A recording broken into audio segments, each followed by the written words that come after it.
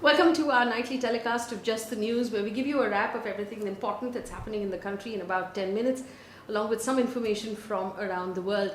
Let's get straight to it. A big announcement came in for the students of the Class 10 and 12 Standard ICSE, that's the Indian School Certificate Examinations. It has been announced that these exams have been postponed, and this is really the announcement that a lot of people were waiting for. But it's a slightly complicated announcement. So this is what it means. The Class 12 examinations have been postponed for sure. The decision on when they will be held will be taken on the first week of June based on the COVID situation. Class 10 examinations, the students have been given a choice to either wait and take the exam along with Class 12 on a later date, which we will know in the future, or to choose not to take the exams at all.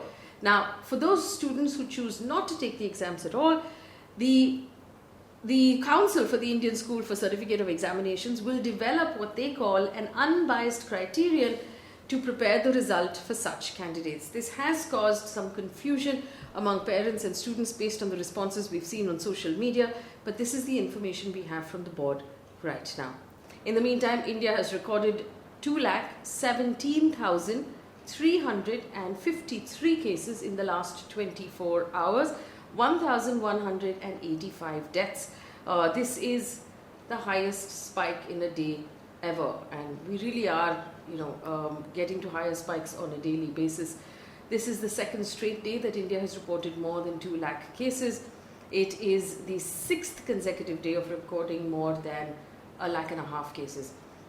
Maharashtra remains the worst affected state with 61,000 cases, followed by Kerala, Karnataka, Tamil Nadu and Andhra Pradesh. Karnataka reported 14,738 cases, out of which 10,000 were from Bangalore or Bengaluru alone. The medical journal, The Lancet, which is respected across the world, has found, and I quote, consistent and strong evidence that the SARS virus, which causes COVID-19, is predominantly transmitted through the air. According to experts, public health measures that fail to treat the virus as predominantly airborne will leave people unprotected and allow the virus to spread. They also said, and I quote, it is urgent that the WHO and other public health agencies adapt their description of the transmission to the scientific evidence to focus on mitigation on airborne transmission, end quote. In the meantime, the Maharashtra Chief Minister Uddhav Thackeray has written to the central government saying that the number of active cases of COVID-19 in the state are expected to double in the next 15 days. Maharashtra is expecting an active caseload of 11.9 lakh by the 30th of April compared to the current active caseload of about 5.5 lakh or 5.64 lakh cases. The Chief Minister also said the medical oxygen requirement of the state, which is currently at 1,200 metric tons per day, is expected to reach 2,000 metric tons per day by the end of April. Now remember, yesterday we told you how Mukesh Ambani's Reliance has agreed to give the state of Maharashtra 100 tons of oxygen. Compare that to the actual requirement, which is 1,200 metric tons per day. The Chief Minister has also cited logistical hurdles for moving liquid medical oxygen from neighbouring states, and he has asked that the central government term the pandemic as a national disaster in order for the state government to have permission under the National Disaster Management Act to airlift oxygen from plants in eastern and southern parts of the country. Now remember, even to access the state government's disaster fund, apparently they need the central government to term this a national disaster. Mr. Thackeray has also said that notifying the pandemic as a natural calamity will allow the state to pay gratuitous relief of 100 rupees per adult per day and 60 rupees per child per day during the period of the lockdown for those people who hold priority ration cards. And in order to do that, he needs the central government to term this a natural calamity. We don't know yet what the central government's response on the matter is. In Delhi, the Chief Minister Arvind Kejriwal has said 65% of all of the COVID-19 cases in Delhi are between the ages of 35 and 40. and he has asked that the age bar of the vaccination be removed immediately. According to a report by NDTV, Arvind Kejriwal has said, and I quote, "I personally feel with this age restriction on vaccines needs to be done away with. We need to break the chain, and the chain can only be broken when the maximum number of people get vaccinated, and for that we need to lift the restrictions," end quote. According to NDTV, data from other states including Maharashtra indicates that COVID in its second wave is mostly targeting younger people, unlike the first time around when elderly people and senior citizens were considered to be most at risk. In Surat, a 15-day-old baby died of COVID. The infant was born with the infection on the 1st of April after her mother contracted the disease. Remember, in the first wave, children were largely considered to be just carriers who weren't affected by the virus at all. A trigger warning for this information for our viewers who might find it disturbing. Ambulances outside of crematoriums in Bangalore has become the norm. The civic body has now decided to reserve 7 out of the 13 crematoriums in the city solely for COVID-19 victims and related deaths. The Brihat Bengaluru Mahanagara Palike, or the BBMP, is also working at organizing 2 ambulances per ward and 1 advanced life support ambulance with oxygen in every assembly constituency, which will be free for citizens. In the meantime, the Election Commission has decided to curtail campaigns because of COVID. But the curtailed timing that the Election Commission has now set is beyond 7 p.m. So no campaigning can happen between 7 p.m. at night and 10 a.m. in the morning.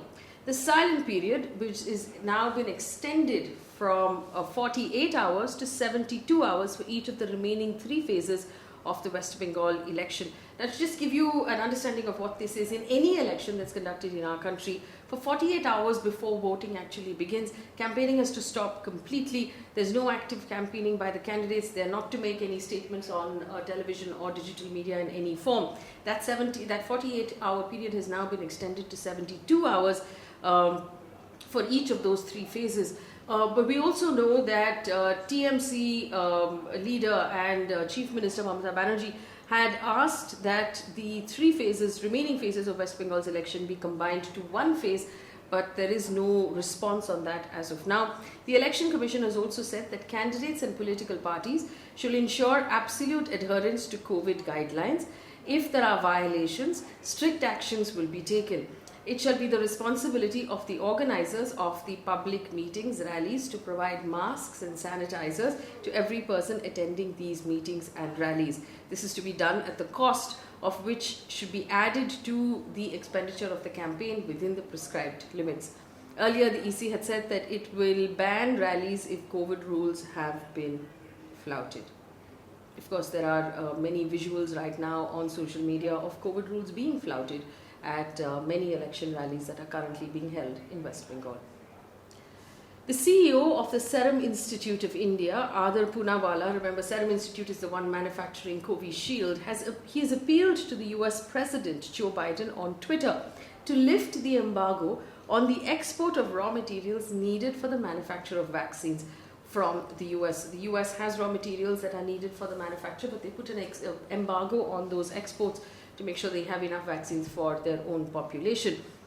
Adar Poonawalla has asked for that embargo to be lifted so that vaccine production can be fast-tracked. This comes, of course, after several states in India have been reporting a shortage of vaccines. Mr. Poonawalla himself had not long ago said he requires 3,000 crore rupees as funds in order to ramp up the COVID vaccine production capacity at his establishment. A quick look at all of the COVID restrictions being announced by state governments today. Odisha has announced night curfew for all urban areas in all its districts. The night curfew will be effective from 9 p.m. to 5 a.m. For districts bordering Chhattisgarh, which are 10 districts, it will be a 6 p.m. to 5 a.m. curfew. The state has also announced a weekend lockdown to be imposed in 10 urban districts. In Uttar Pradesh, the curfew timings of the 10 districts with more than 2,000 active cases, including Noida and Ghaziabad, will now be from 8 p.m. to 7 a.m. Only essential services will be allowed in curfew hours. Uttar Pradesh Chief Minister Yogi Adityanath has announced on Sunday a lockdown where only essential services will be available. This will be followed every week. He has also said people caught without a mask will be fined 1,000 rupees the first time around and 10,000 rupees for every subsequent violation. Let's take a look at news coming in from the world of business right now, away from COVID. According to CBI officials, the UK Home Secretary Priti Patel has cleared fugitive billionaire Nirav Modi's extradition to India. This comes after the UK court ruled that Nirav Modi could be extradited to India after it dismissed his arguments that his mental health was worsening during the pandemic and Indian prisons had poor conditions. Earlier, the UK Westminster Court had allowed an extradition plea and sent the case to the Home Secretary. Remember, Nirav Modi is accused of a massive scam in the Punjab National Bank of 14,000 crore rupees. News coming in from across the world right now. The chief executive of Pfizer has said that people who receive COVID vaccinations may need booster shots every year after this. And these annual vaccinations may be required to protect people as the virus continues to evolve. He emphasized the fact that in COVID, the variant and the variation of it will play an important role. He said some vaccinations like polio, for example, need to be only taken once in a lifetime. But it seems like the COVID-19 behaves more and more like the flu. And so like the influenza virus that needs a booster shot every year, it's likely that these shots will need to be administered every year as well. The Pakistan Telecommunication Authority in Pakistan temporarily blocked access to social media websites across the country between 11 a.m. and 3 p.m. on Friday, that's today, on orders of the Pakistan Ministry of Interior. Now, in the statement, the ministry said it's shutting down Twitter, WhatsApp, Facebook, YouTube and Telegram in the country without actually giving any reason at all. The statement released shortly after that, the PTA had said that restricting access to certain social media applications in order to maintain public order and safety. This step also comes after the Pakistan government banned the radical Islamist party, the Tehreek-e-Labbaik in Pakistan under the Terrorism Act after its supporters clashed with law enforcement agencies for the third consecutive day. Taking a look at some news coming in from the world of science and technology. Google Earth's new 4D time-lapse feature reveals the extent of damage the Earth has undergone since the 1980s. The feature shows Dubai sprawling into the desert, with artificial islands appearing off the coast over 4 decades. It also shows glaciers shrinking in Greenland and rainforests disappearing in Bolivia.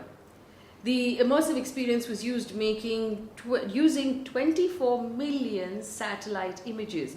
Users can search for a place of interest or check out Google's 5 guided tours about forest change, urban growth, warming temperatures, mining and renewable energy resources. On to sports right now. The Iranian state broadcaster censored a live broadcast of a football match over 100 times to avoid showing the legs of the female referee. During the broadcast of the Tottenham Hotspur's Premier League match against Manchester United, every time the referee Sienna Macy Ellis appeared on screen, the broadcast in Iran was stopped. According to the Iranian women's civil rights group My Stealthy Freedom, the decision was to prevent viewers from seeing her bare legs. Also, according to the British Medical Journal, Japan's inability to contain the pandemic means that plans to hold the Olympics in Tokyo should be reconsidered. The Olympics were originally to be held in 2020. They were postponed and they're now scheduled to be held in less than 100 days. The report said that Japan has exhibited poor performance in containing the virus transmission, along with limited testing capacity and slow vaccine turnout. Remember how we leave you with one piece of good news every day before we wrap up the bulletin? Well, here's our good news for Indian startups. Amazon has announced a $250 million venture fund to invest in Indian startups and entrepreneurs focusing on digitization of small and medium businesses. Through this new fund, the Amazon Sambhav venture, the e-commerce giant aims to invest in startups that focus on helping small businesses come online, sell online, automate, digitize their operations, and expand their customers worldwide. Well, that's a wrap on the news from me. It does sound distressing, I know, but remember, you can do your bit by staying home, wearing your mask, maintaining social distancing, and avoiding putting yourself and everybody else at risk. We are hearing from medical professionals that hospitals are overrun, and a thought for our nurses, our doctors, and our healthcare professionals who are really going through the absolute worst. We can do them a favor by staying at home. Thanks for watching. Good night.